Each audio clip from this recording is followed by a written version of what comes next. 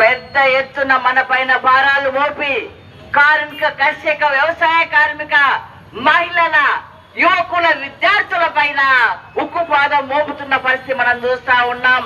మొన్ననే చూశాము ఢిల్లీ నగరంలో జంతర్ మంతర్ దగ్గర పెద్ద ఎత్తున యువత ఖబర్దార్ మోడీ పేపర్ లీకేజ్ విషయంలో అని చెప్పేసి ఆ రోజు వాళ్ళ కళ్ళు తెరిపించి ఎవరైతే ధర్మేంద్ర ప్రధాన్ ను రాజీనామా చేయించిన పరిస్థితి ఉందో, రాబోయే కాలంలో ఆ రకంగా యువత పెద్ద ఎత్తున నడుము కట్టి క్విట్ ఇండియా ఉద్యమాన్ని చేపట్టి ఖబర్దార్ మోడీ, ఖబర్దార్ బీజేపీ, ఖబర్దార్ ఎన్డీఏ అనే పరిస్థితి రాబోతుందనే విషయాన్ని స్పష్టంగా మనం అర్థం చేసుకోవాల్సిన అవసరం ఉంది.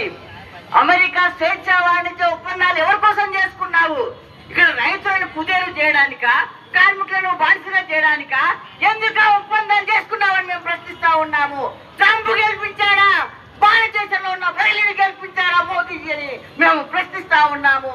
కాబట్టి ఇప్పటికైనా కళ్ళు తెలుసుకొని ఏవైతే నువ్వు చేసినావో 4 లేబర్ కోడ్లు గాని, అట్లాగే రైతులకు సంబంధించి గాని, అట్లాగే ఉపాధి హామీ గాని, పాత చట్టాన్ని అమలు చేస్తూ ఏదైతే మేము అడుగుతా ఉన్నాము, కార్మికులకు సంబంధించి అతిగతంగా అనేక మంది కార్మికులు పనిచేస్తా ఉన్నారు.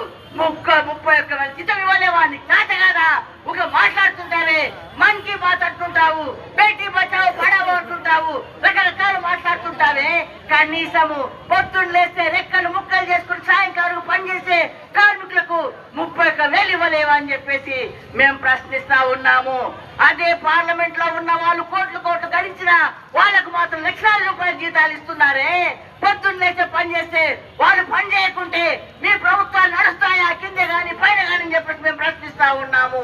అందుకనే రాబోయే కాలంలో ఇది కేవలం నాంది మాత్రమే, కేవలం ఈరోజు చేస్తున్నాము.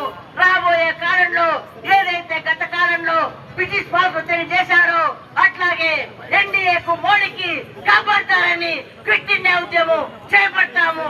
మన స్వాతంత్ర సంగ్రామం రాబోతుందనే విషయాన్ని తప్పక గమనించాలని చెప్పేసి కోరుతూ అవకాశం ధన్యవాదాలు చేస్తూ ముగిస్తున్నాను.